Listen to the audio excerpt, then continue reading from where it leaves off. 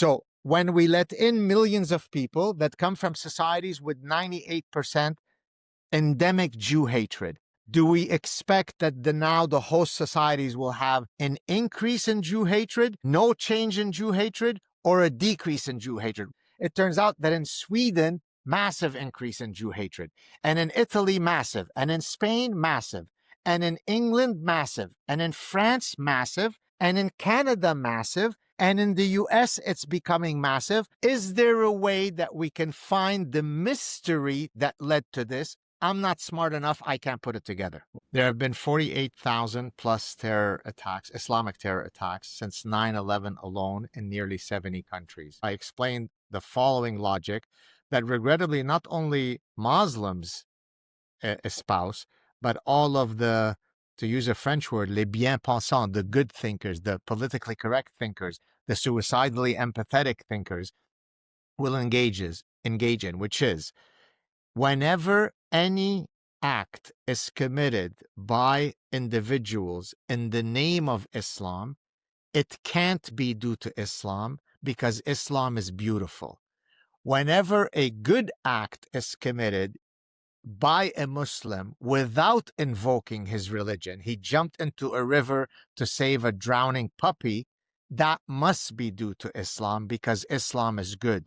So Islam cannot epistemologically do anything wrong, and any good acts are by definition due to Islam. When you create such an epistemological worldview in the West, then you can't end up implementing autocorrection mechanisms because there is nothing to autocorrect. It was those guys were not Muslim. They were distorting the true beauty of Islam. What the West has done, it has created a shield around any objective discussion of Islam that it becomes a Gordian knot. It's impossible to extricate yourself into the world of reality because if I just say you're Islamophobic, that shuts it down. That's it. There is nothing worse in the world than to be an Islamophobic. Or at least that's what they've convinced us that that's what's true, right?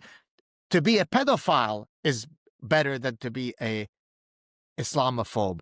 To kill your wife is better than, nothing is worse than that. Therefore, it's once you internalize this completely perverse value system, what you end up with is exactly what happened in Britain, where for the past 30 plus years, up and down Britain, in small towns and big cities and medium-sized villages, you've had several 100,000 British white girls that have been gang raped by largely one demographic group. But when the authorities came to this very difficult Herculean conundrum, which is, do we protect the integrity and safety of our children and risk the possibility of being called Islamophobic? Sorry, little girls, you need to take some more. There are 2 billion Muslims, give or take, 1/4 of humanity. So let's concede very, very, very few, a minuscule, even the biggest Islam apologists would say that if you take the percent, 1% are violent and 99% are not, that's a very charitable position. The overwhelming majority are not violent. Okay, great. Let's concede that point.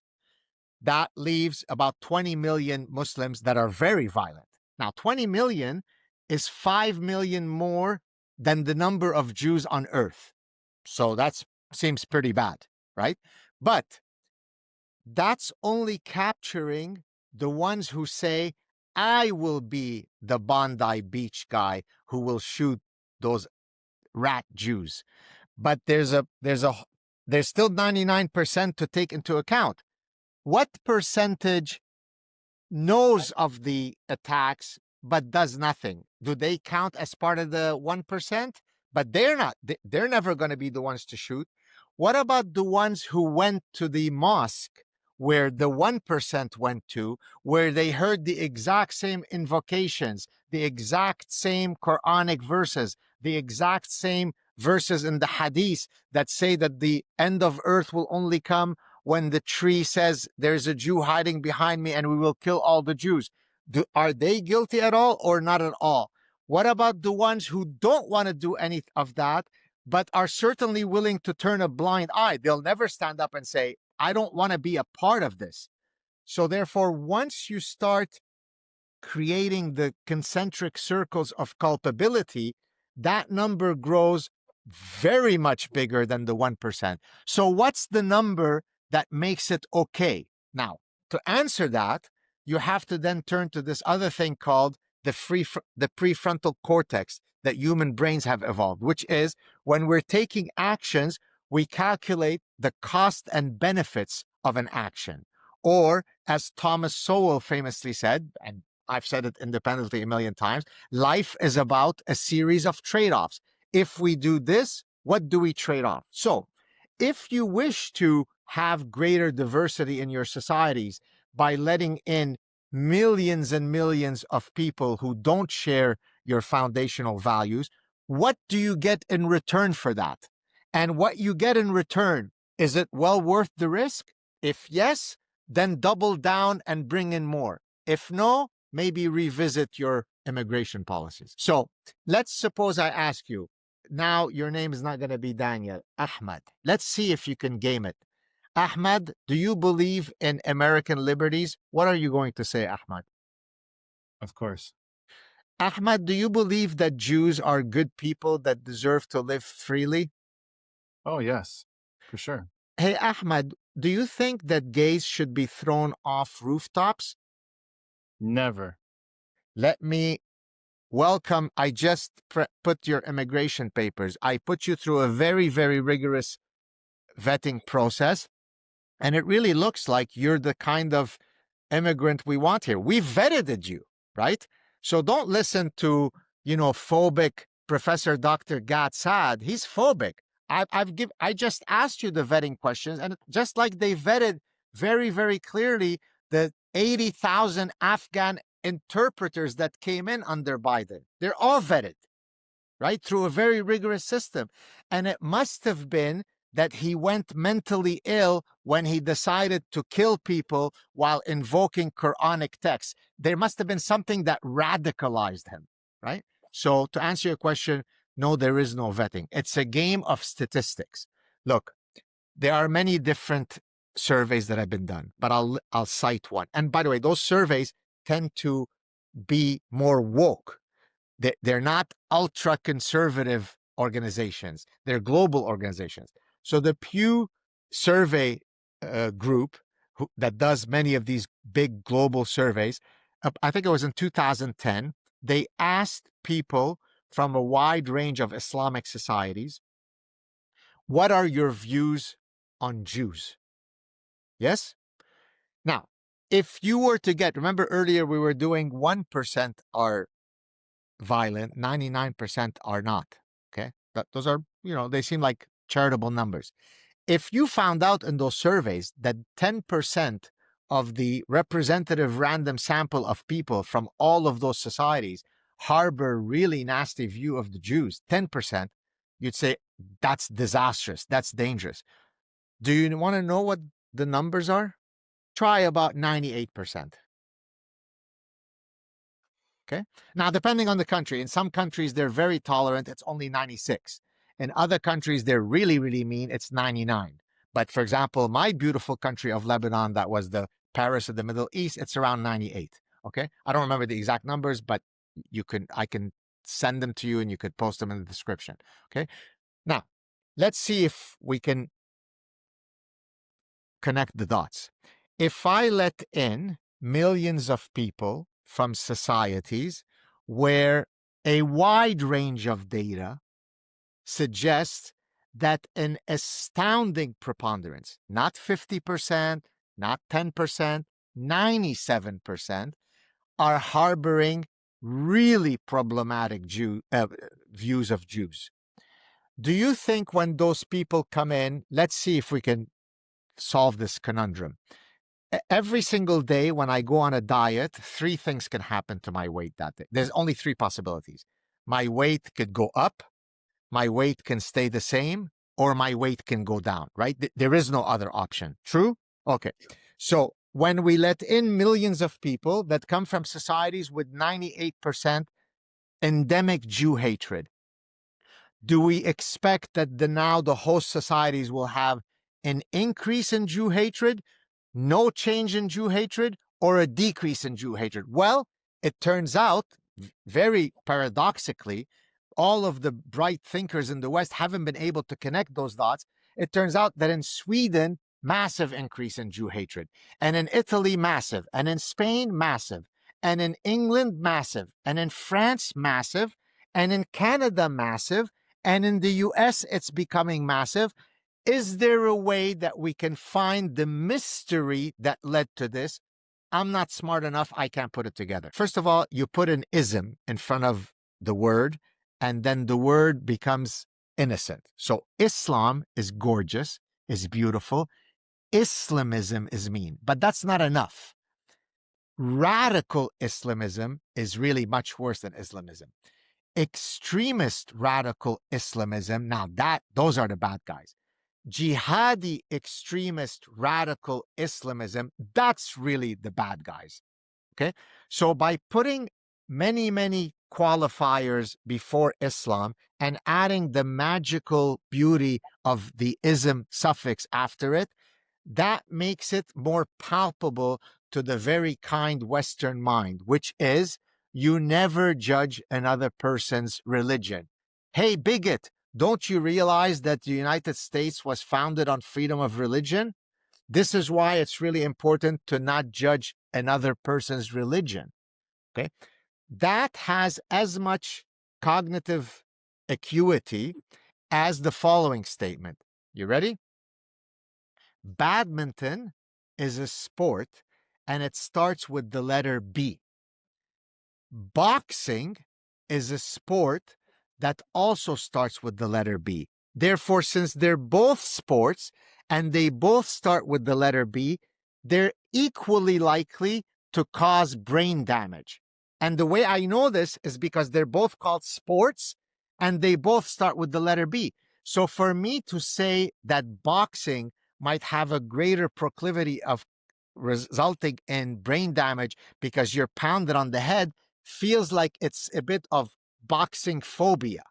And I don't want to be boxing phobic. That's why I believe that all sports are equal. In Islam, the world is a duality. There's Dar al-Harb and Dar al-Islam. Dar is like the salon, the house of.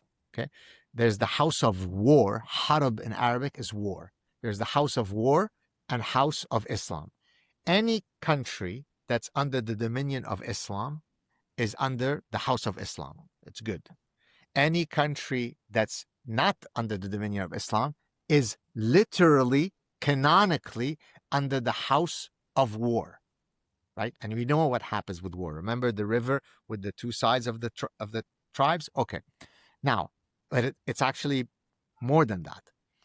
Any land that has ever been under Islamic dominion, but then was lost, is canonically Islamic land and must be returned to Dar al-Islam, right?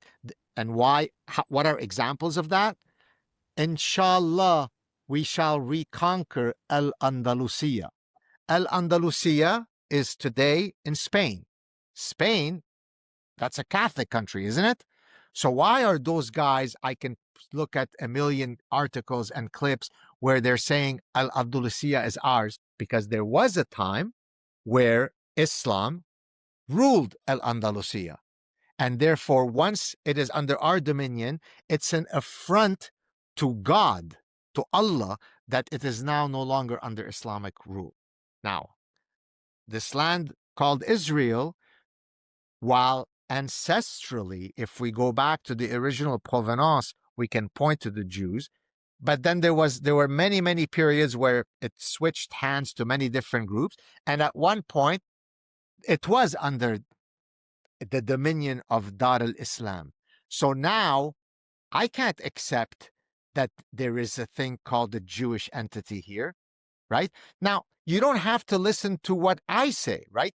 You can just go to act. By the way, one of the problems that people have in trying to, if it's Joe Smith that says, check out this clip by this Hamas leader, then somebody rises and says, but you're a moron. You don't even speak Arabic. It's a bit more difficult to say that with me, right? And therefore, I'm a bigger problem because it's going to take a lot more of your bullshit before you get to delegitimize me, right? So I can confirm that what the Hamas guy is saying, and there are 74 million of them, when they say, this got nothing to do with land. We cannot have the Jews there. There cannot be a single Jew. All the Jews have to be killed. Even if they're not in Palestine, we will kill them because this is what's in our noble Quran. So when this guy is saying that, and he's an imam from Al Azhar University, for your viewers who don't know, Al Azhar University is the center of Sunni Islam. It's the place where the biggest Islamic scholars would have been trained. It's the formerly Harvard, now Harvard sucks, but we would say it's Harvard and Oxford, right? Of the jurisprudence and Islamic theology. So when that guy is saying that, is he misunderstanding Islam? Is he not a true representative of Islam, but your friend in the Democratic Party called Joe Smith is the real representative of true Islam? So to answer your questions, to summarize it, no, there can't be any Jews in that land. We want the entire land. Now, there are periods of time where we will tolerate Jews. Yes? Because imbeciles will write to me and say, well, if it was so tough for you, how come you lived there for 11 years? Wow, what a brilliant comment.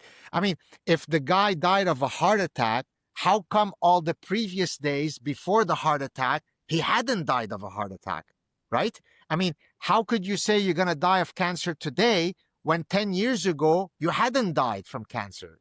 That's brilliant. John Wayne Gacy, the serial killer, is really not a bad guy because if you count the total number of days that he's lived, it's only a minuscule 0.01% that he killed 30 people. So if you look at the totality of John Wayne Gacy, he's actually a very nice guy. So that's what we mean by Islamic tolerance. Of course, minorities have existed under Islamic rules, but they exist as dhimmis. They exist. Be quiet and know your place, Jew. Be careful with that Star of David. Don't antagonize me with it. Okay? So that's what we mean by. So it could well be that you could have one beautiful land shared by Palestinians and Jews, but that peaceful coexistence will only be something that I accept as long as I have my boot on top of your neck. Always know your place, Jew. If you have a 401k or an IRA, please listen. Gold is at record highs. What many people don't know is this: you can move part of your retirement money legally and without tax penalties into physical gold you actually own. Alpha Omega Gold helps you do this through a gold IRA. Your gold is real. It is stored safely. It is in your name. Learn more at ao.gold/stand. Alpha Omega Gold is our sponsor, and they proudly stand with Israel.